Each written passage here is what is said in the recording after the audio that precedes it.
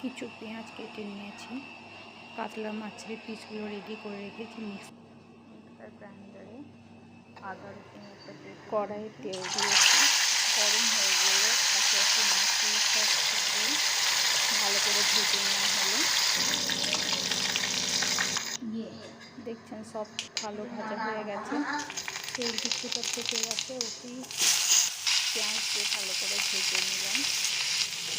লাল হয়ে ভাজা হয়ে গেছে দেখছেন।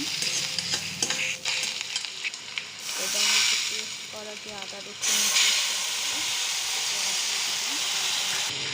একটা পাত্রে হলুদ পরিমাণ মতো, জিরে গুঁড়ো পরিমাণ মতো নিলাম, আর শুকনো লঙ্কার গুঁড়ো কিছুটা পরিমাণ নিলাম। এবার এটা দিয়ে ভালো করে নাড়তে থাকবো।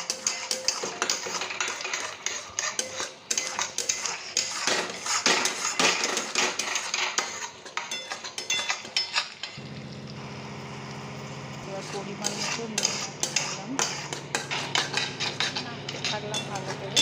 এবার দেখুন তেল ছেড়ে দিয়েছে মশলা থেকে।